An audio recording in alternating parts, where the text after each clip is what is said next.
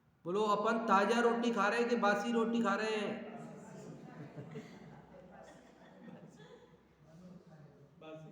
पुराना कमाया हुआ खा रहे हैं।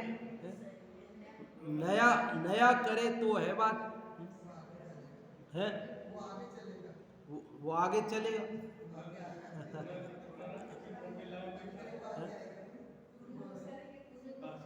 है क्या कह रहे हैं? करेंगे तो चलेगा, नहीं करेंगे तो कैसे चलेगा? देखो है, पुराना खत्म कर देंगे, नया करेंगे नहीं तो फिर क्या करेंगे बताओ। इस श्लोक का अर्थ समझ में आया? क्या कहा? देखो बहुत सरल है ना संस्कृत इसकी, इसमें कोई भी शब्द ऐसा नहीं है जो कठिन हो। क्या कहा है कि यहाँ कहा है कि उच्च कुल में जन्म, धनवानपना, सुंदर और निरोग शरीर प्राप्त करना और दीर्घायु प्राप्त करना, ये सब धर्म से होता है। और धर्मात्मा व्यक्ति को लक्ष्मी भी प्राप्त होती है, सुख भी प्राप्त होता है और उत्तम गुण भी प्राप्त होते हैं। दुनिया में ऐसी लक्ष्मी नहीं है कि जो धर्मात्मा को उत्साह से ग्रहण न करे। ऐसा कोई सुख नहीं है जो उत्कंठित मन से जाकर के धर्मात्मा का आश्रय न लेवे। और ऐसा कोई उत्तम गुण नहीं है जो धर्मात्मा व्यक्ति का जाकर के आश्रय न करे। एक कहानी हमने आपको पहले सुनाई भी थी जो अन्य मत में चलती है, लेकिन यहाँ अपने को प्रासंगिक है कि वो एक सेठ जी थे। वो न्याय नीति से व्यापार करते थे, सत्य धर्म का पालन करते थे, कम तोलना या मिलावट करना या झूठ बोलना उनके स्वभाव में नहीं था। फिर भी चूंकि न्याय नीति पर थे, पुण्य का धर्म का प्रभाव, खूब संपत्ति भी थी, सब कुछ था। लेकिन एक रात जब वो सो रहे थे तो उन्होंने सपने में देखा कि वो लक्ष्मी जी जो है जा रही थी, एक सुंदर स्त्री जा रही थी। तो उन्होंने पूछा सेठ जी ने, तुम कौन हो, कहाँ जा रही हो? तो उसने कहा कि मैं लक्ष्मी हूँ और मैं तुम्हारा घर छोड़ करके जा रही हूँ। तो सेठ जी ने कहा क्यों जाती हो, यहीं रहो, आपको क्या तकलीफ है? तो उसने कहा नहीं नहीं मैं जाती हूँ। तो बोले मर्जी आपकी, हम तो कहेंगे कि मत जाओ, फिर भी आपको जाना है तो हम क्या कर सकते? आप नहीं रुको तो जबरदस्ती तो नहीं रोक सकते हैं, मर्जी आपकी।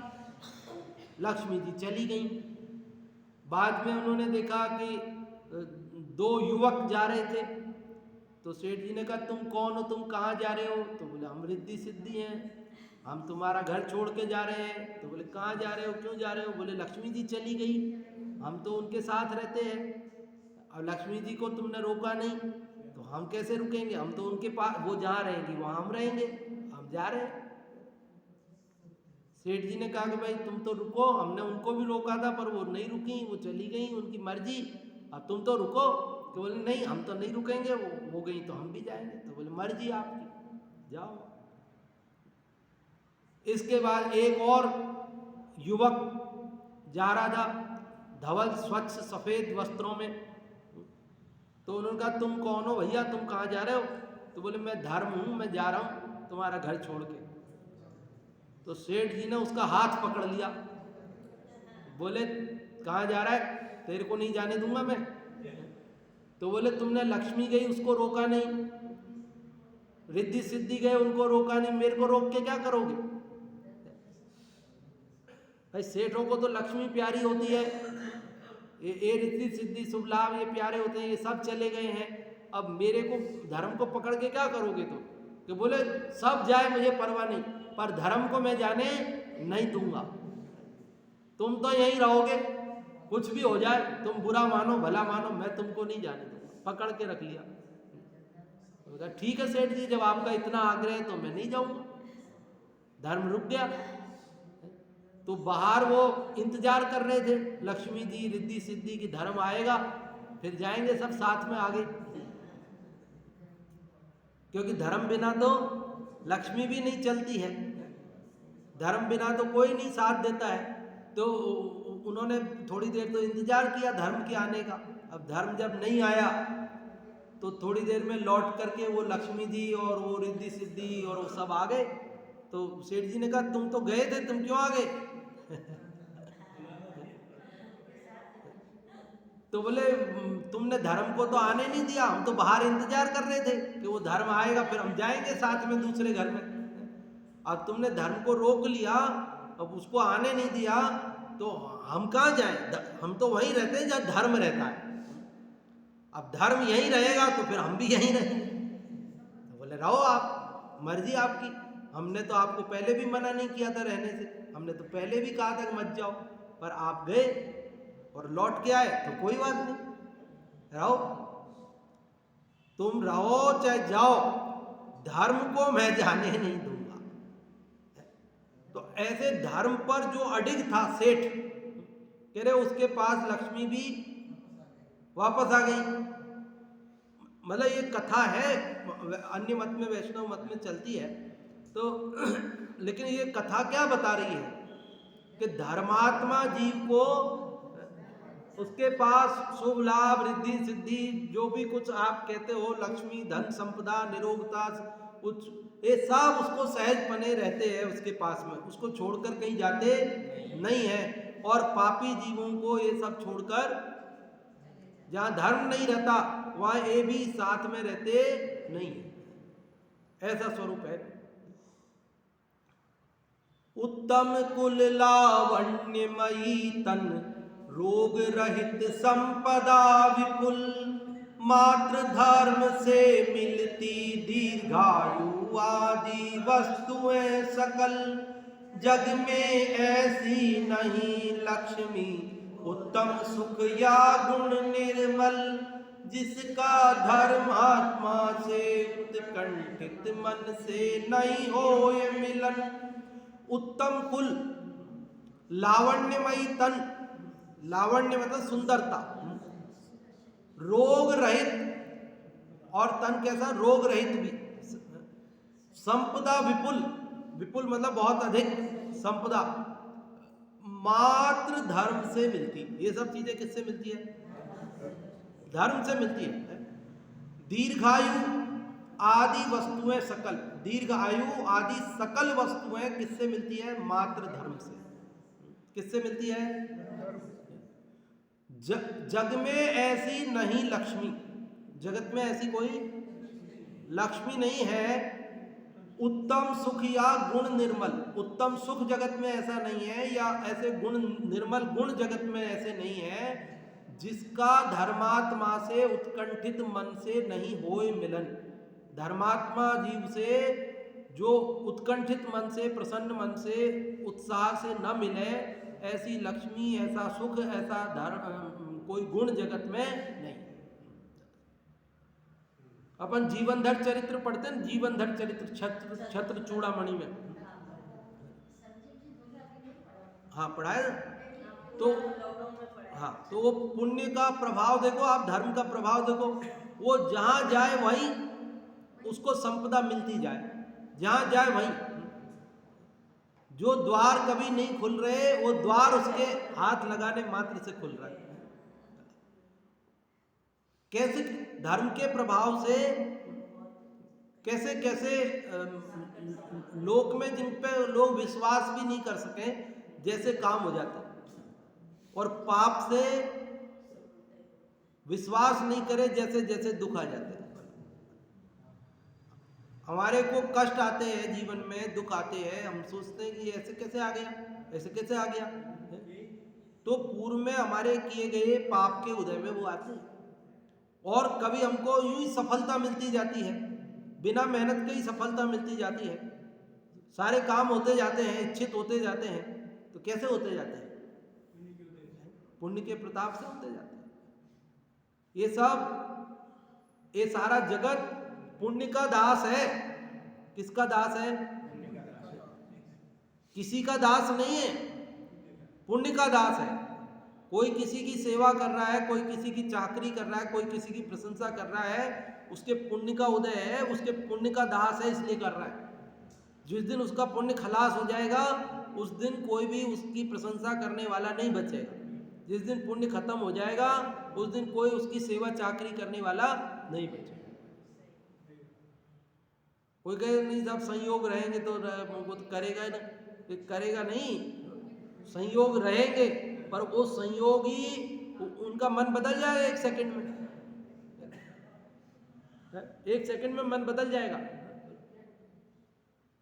हमारे पाप का उदय हो, बेटे बहू ने 20 साल से सेवा नहीं की वो सास ससुर की, लेकिन अब आपके पुण्य का उदय आ गया सास ससुर का, तो उसको ऐसा पछतावा हुआ, अरे हमने इनको 20 साल से कुछ नहीं सेवा की, अब ये कितने से दिन के मेहमान हैं, हमें तो इनकी सेवा करनी। और आकर के पैरों में साहब हमसे गलती हुई, आज तक हम आपको समझ नहीं पाए, आपके बहुत उपकार है हमारे ऊपर और हम तो आपके लिए बोला। पाप का उदय जब पुण्य में बदला तो बेटे बहू बदले थोड़ी, बेटे बहू तो वही रहे, परिणाम बदल गया। और दिन रात आपकी सेवा में हाजिर खड़े 25 साल से, और आपका उदय बदल गया, पुण्य के उदय से पाप का उदय में कन्वर्ट हो गया। अब वो युग है, आपने किया ही क्या हमारे लिए, आज तक बहुत बेवकूफ बनाया आपने हमको अब नहीं बनेंगे हम बेवकूफ, बोलो।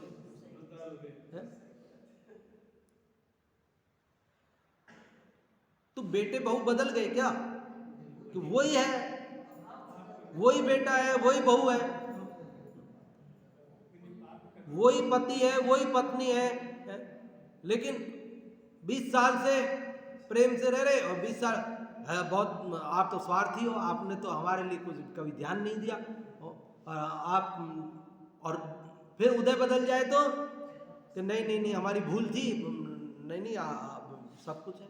तो 1 सेकंड में मतलब आदमी बदलना, संयोग बदलना जरूरी नहीं है। कदा पड़ोसी बदलेगा, खराब पड़ोसी जाएगा बेच के, कोई अच्छा पड़ोसी आएगा, फिर अच्छे व्यवहार होंगे। अरे जिससे हमारा झगड़ा था ना 25 साल से नहीं बोले, वही पड़ोसी एक दिन आएगा आपके पास और कहेगा साहब आपके यहाँ क्षमा वाणी है, तो मैं आपसे क्षमा मांगता हूँ आज तक के अपराधों के लिए, और उससे ही मधुर संबंध हो जाएंगे वही पड़ोसी से, और उसी पड़ोसी से आपके मधुर संबंध थे और आपका उदय पाप में चला बदल गया, तो वो कहेगा कि साहब हम करें क्या आपके लिए, कभी आपको विचार नहीं आता कि आप भी हमारे लिए कुछ करो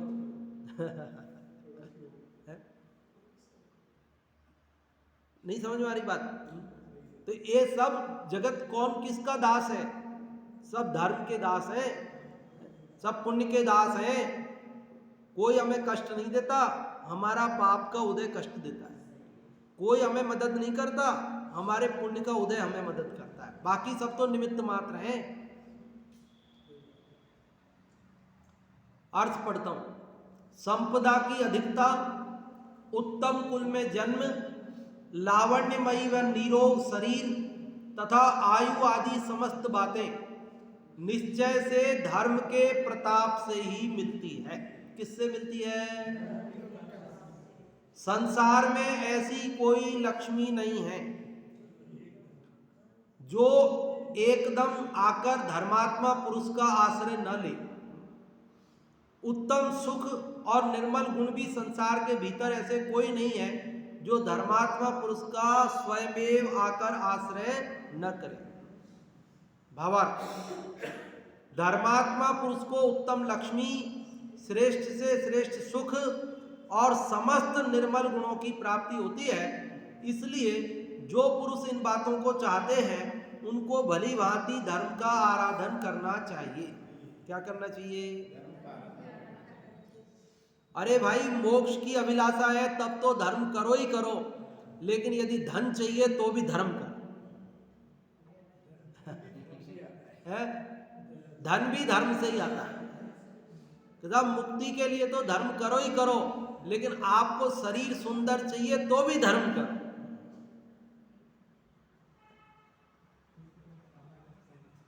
मुक्ति के लिए तो धर्म करो ही करो, लेकिन लौकिक अनुकूलता चाहिए तो उसके लिए भी धर्म करो। उसकी अपेक्षा किए बिना धर्म करो, उसकी वांछा, लौकिक वांछा किए बिना धर्म करो, क्योंकि धर्म वही है जो वांछा रहित है। जो वांछा पूर्वक है, लौकिक वांछा जिसमें है, वो धर्म नहीं है, वो तो व्यापार है। वो तो सौदा है, वो तो निदान है, वो तो पाप बंध का कारण है। इसलिए निर्वांछक भाव से धर्म की आराधना करने वाले जीवों को, अपने चैतन्य स्वरूप को पहचानने वाले जीवों को, शरीर से भिन्न मैं आत्मा हूँ ऐसे निर्णय करने वाले सम्यक दृष्टि जीवों को सातिशय पुण्य का बंध होता है और उसमें बाहर की अनुकूलताएं भी सहजपने प्राप्त होती है, इसमें कोई संशय नहीं है। लेकिन ये बात सही है कि ज्ञानी कभी भी लौकिक वांछा करता नहीं है, और लौकिक वांछा करने वाले को उसकी लौकिक वांछाएं भी पूरी होती नहीं है, क्योंकि वो फिर धर्म कहाँ हुआ उसका, वो तो अशुभ भाव हो गया, और अशुभ भाव से उसकी जो इच्छा है वो पूरी कैसे होगी। इसलिए निर्वांछक भाव से धर्माराधना करने वाले को जीव को मुक्ति प्राप्त होती है, और जब तक मुक्ति प्राप्त नहीं होवे तब तक अन्य सर्व अनुकूलताएं मिलती है। और सुनो, अगर नहीं भी मिले, उसको लक्ष्मी नहीं भी मिले बहुत, तो थोड़ी में भी संतुष्ट रहता है। अधिक पाकर भी असंतुष्ट व्यक्ति दुखी रहता है, और धर्मात्मा व्यक्ति थोड़ी हो तो भी सुखी रहता है। पापी व्यक्ति, उसको सुंदर शरीर मिल जावे तो भी वह और सुंदर और ये वो नाना प्रकार की वांछाओं से घिरा रहता है, दुखी रहता है। और धर्मात्मा जीव को कदाचित सुंदर शरीर नहीं मिले तो जैसा मिले उसी में खुश रहता है, मिल जाता है, और नहीं, वो जो मिले वही सुंदर लगता है उसको, क्या जैसा मिले वैसा ही सुंदर लगता है उसको एक रोटी सब्जी मिले ना तो कहीं अरे ये बढ़िया है, वो 50 मिठाइयाँ इतना सारा खाना लगा रहता है ना, तो हमको खबर ही नहीं पड़ती क्या खाना क्या नहीं खाना। ये सही है कि एक रोटी सब्जी बनाई है इन्होंने तो आराम से पेट भर के खाया भैया, हमने तो हमको संतोष मिला। उसको अल्प भी मिले तो अल्प में उसको संतुष्टि पूर्ण मिलती है। इसलिए धर्मात्मा जीव सुखी रहता है। धर्मात्मा जीव को कभी भी कहते दुखी सो धर्मी नहीं और धर्मी सो दुखी नहीं। अब इससे आप अंदाजा लगा लेना हम धर्मी हैं कि नहीं है। हमको अगर संतोष सुख लगता है हर परिस्थिति में तो हम धर्मात्मा हैं, और यदि हमको हर परिस्थिति में दुख लगता है ऐसा क्यों हो ऐसा क्यों वैसा क्यों, तो समझ लेना हम धर्मात्मा नहीं। क्योंकि धर्मात्मा को कभी भी किसी भी परिस्थिति में वो अपना समाधान कर लेता है। देखो, प्रश्न का उत्तर मिले या नहीं मिले पर शंका का समाधान तो हो सकता है। भाई प्रश्न का उत्तर मिले या नहीं मिले पर शंका का समाधान तो हो सकता है ना। धर्मात्मा जीव उसको लक्ष्मी ज्यादा मिले न मिले, सुंदर रूप मिले न मिले, परिवार में अनुकूलता मिले नहीं मिले, वो जैसी है उसमें समाधान कर लेता है अपना। भैया मेरे पाप का उदय, मैं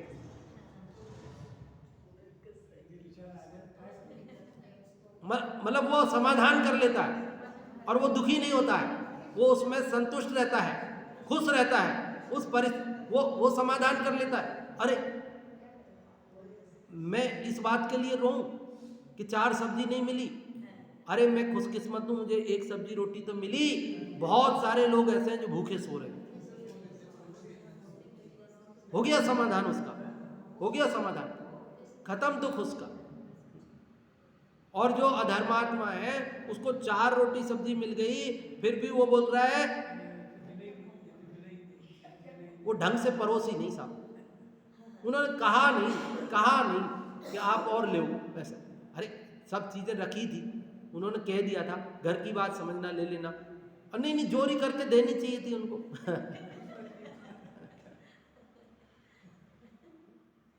और जोरी करके देवे तो हे बहुत जोरी करते, अब हमारा पेट है भैया, हर परिस्थिति में दुखी रहना है और हर परिस्थिति में खुश रहना है। ये धर्मात्मा और अधर्मात्मा के लक्षण है। अगर हम हर परिस्थिति में खुश हैं तो समझना कुछ धर्म का अंश प्रवेश कर रहा है, और हर परिस्थिति में यदि हम दुखी हैं तो हमारे अंदर धर्म का प्रवेश नहीं हो रहा है, ये समझ लेना।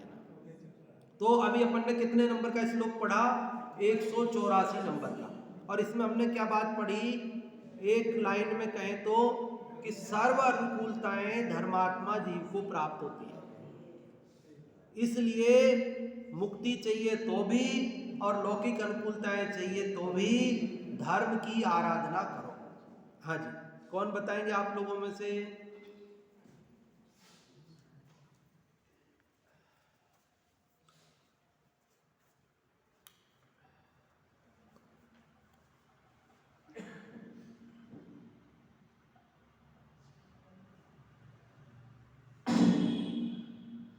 उत्तम कुल और संपत्ति और सुंदर शरीर और निरोग शरीर और अधिक आयु सब धर्म से मिलती है।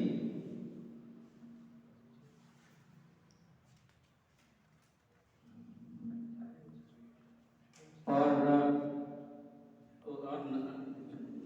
जग में न ऐसी कोई ऐसा जग उत्तम गुण जग में ऐसी कोई लक्ष्मी नहीं है, और ऐसा ना कोई सुख है, ना ऐसा कोई गुण है, और ऐसा कोई लक्ष्मी नहीं है, ऐसा कोई गुण नहीं है, और ऐसा कोई सुख नहीं है जो धर्मात्मा का आश्रय न ले सके उसे नहीं प्राप्त होती। बहुत बढ़िया। हाँ जी, महिला वर्ग में कौन बताएंगे?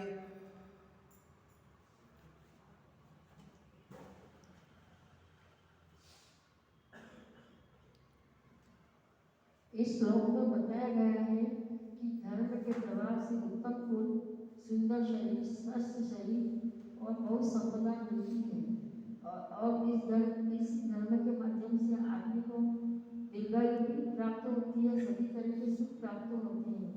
और ऐसा कोई सुख नहीं है कि जो धर्मात्मा आदमी को नहीं मिले, ऐसी कोई लक्ष्मी नहीं है जो धर्मात्मा आदमी को नहीं मिले।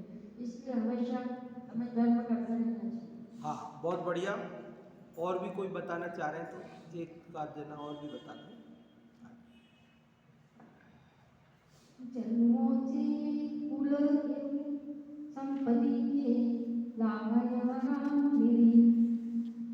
निरोगम पुरायु राधि सकलम धर्मानुगम जायते। इस श्लोक में बताया गया है कि उच्च कुल, अधिक संपत्ति और सुंदरता और निरोग शरीर और दीर्घायु धर्म के प्रदान से ही मिलती है। बहुत बढ़िया।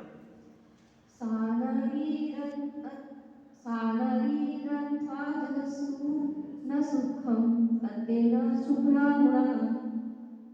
जगत में ऐसी कोई लक्ष्मी नहीं है और सुख नहीं है और गुण भी नहीं है जो धर्मात्मा के पास नहीं हो। हाँ, बहुत बढ़िया आपने बताया कि जो तीसरी लाइन का जो शब्द है ना, साना श्रीरथवा, ऐसा। और इसको पढ़ने का तरीका एक बार मैं फिर से पढ़ता हूँ तो आपको आ जाएगा। बहुत सरल है, ये शार्दुल विकृत छंद है और बहुत सारे आते हैं ये। देखो मैं पढ़ता हूँ थोड़ा। मंगलाष्टक पढ़ते हैं ना अपन, मंगलाष्टक बस वैसे ही पढ़ते हैं इसको। देखो, जन्मोच्चैकुल एव संपदधिके, बिल्कुल धीरे धीरे पढ़ना है कहीं भी, और कोई टेंशन नहीं होता इसको पढ़ने में, बहुत आराम से। देखो फिर से देखो, जन्मोच्चैकुल एव संपदधिके लावण्यवाराम निधि निरोगम वपुरायुरादि सकलम धर्माध्रुवं जायते। साना श्रीरथवा जगत्सु न सुखं तत्तेन शुभ्रागुणा यैरुत्कण्ठितमानसैरिव नरो नासीयते धार्मिक। अब एक बार और पढ़ के देखो आप, शायद अच्छा आएगा पढ़ेंगे।